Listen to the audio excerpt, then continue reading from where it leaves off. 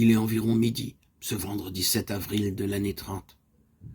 À grand renfort de cordes et de palans, en criant des ordres rythmés, les bourreaux ont dressé la croix sur le calvaire. Ils en ont même dressé 3, car en même temps que Jésus, on a mené au supplice 2 bandits condamnés, à mort pour leurs crimes. Ce qui est encore une façon d'humilier celui qui s'est dit le Messie. Pas de différence entre lui et ces larrons vulgaires. On veut montrer que ce n'est pas vrai qu'il soit le Fils de Dieu. Mais à peine la croix est-elle debout, écartant ses bras dans le ciel, qu'une série de phénomènes étranges commence.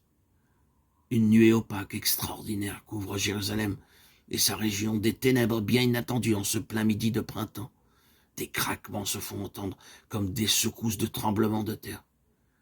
Bientôt, le bruit court que des tombeaux se sont ouverts, qu'on a vu des morts paraître.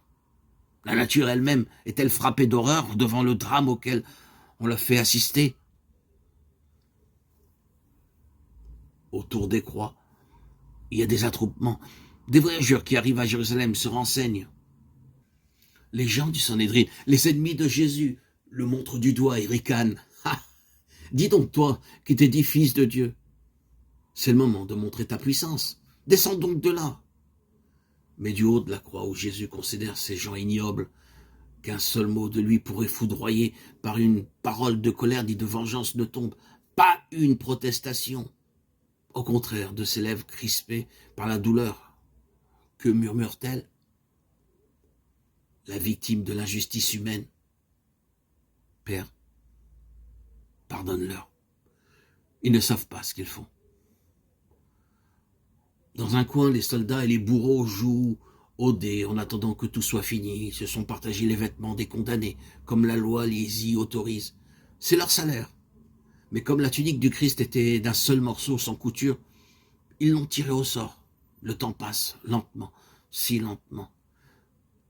Du milieu du silence, une voix hargneuse et oppressée tombe d'une des croix. C'est un des brigands qui meurt près de Jésus. Dans sa souffrance horrible, il hurle, il proteste, il crie à Jésus. « Puisque tu es le Messie, sauve-toi donc et sauve-nous. » Mais de la 3e croix, une autre voix s'élève. « Tu ne crains donc pas Dieu, toi? Nous subissons un juste châtiment de nos crimes, mais lui, il n'a rien fait de mal. » Et suppliant plein de foi dans Jésus, il lui demande « Seigneur, quand vous serez dans votre royaume, souvenez-vous de moi. » Ému par la confiance de ce misérable, Jésus lui répond « Oui, je te le promets, aujourd'hui même tu seras avec moi au paradis. » En acceptant la mort comme châtiment de ses fautes, en donnant au Christ sa foi la plus sincère, ce bon larron a touché le cœur de Dieu.